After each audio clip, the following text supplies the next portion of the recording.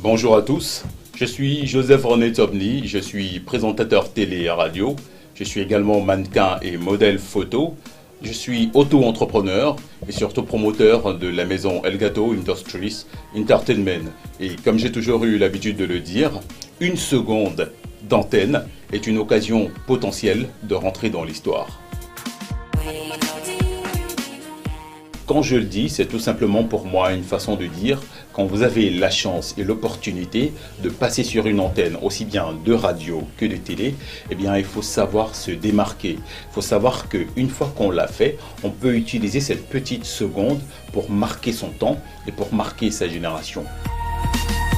Ça me fait un tout petit peu sourire et ça me fait plaisir en même temps qu'on parle de moi en termes d'image raffinée de la voix. Vous savez, j'ai commencé naturellement à la radio et là je rentre directement dans mon parcours. J'ai commencé par la radio, j'ai écumé plusieurs stations de radio aussi bien à Yaoundé qu'à Douala. Donc là on ne connaissait que par le biais de ma voix qui, soit dit en passant, a plus ou moins plu à quelques personnes. Mais aujourd'hui que j'officie sur des antennes de télé, notamment la télévision nationale, et j'essaie autant que faire se peut au quotidien de soigner mon allure et de soigner mon apparence. Donc peut-être c'est ce qui me vaut aujourd'hui cette petite appellation, l'image raffinée de la voix, et j'avoue que ça fait plaisir quand même. Parler de ma carrière comme étant une carrière atypique d'un enfant de la radio adopté par la télé, je pense que c'est les termes justes, bien évidemment, parce que je démarre ma carrière dans les radios, notamment de Yaoundé et de Douala également, où j'ai passé un bon moment de ma vie.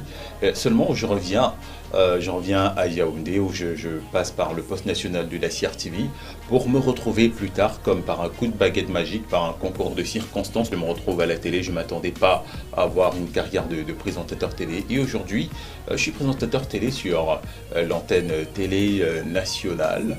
On aura certainement l'occasion de revenir sur les détails dans d'autres éditions.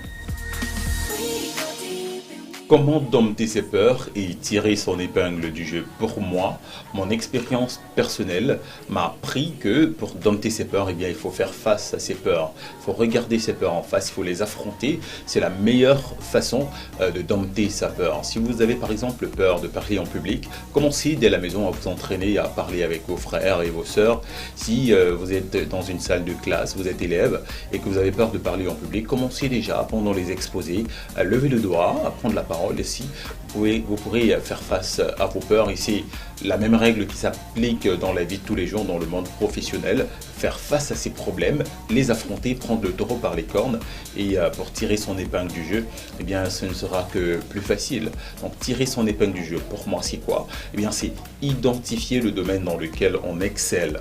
Identifier. Il y a bien un domaine en ce bas monde où vous excellez, quel que soit le domaine. Donc identifiez ce domaine et faites le maximum pour justement vous perfectionner dans ce domaine-là, et certainement vous tirerez votre épingle du jeu.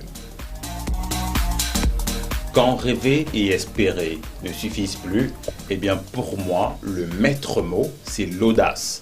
L'audace, c'est ce qui sépare le rêve de la concrétisation de ce rêve. Eh bien, l'audace de quoi? L'audace de se dire, ok, aujourd'hui j'ai assez rêvé, je prends mes bottes, je prends ma pelle, je prends ma roue et je descends sur le terrain pour défricher et pour cultiver mon champ. Ou alors je prends ma pelle et ma truelle, je construis ma maison. Bref, c'est une image, c'est une métaphore pour dire, une fois qu'on a rêvé, il faut avoir l'audace de réaliser son rêve.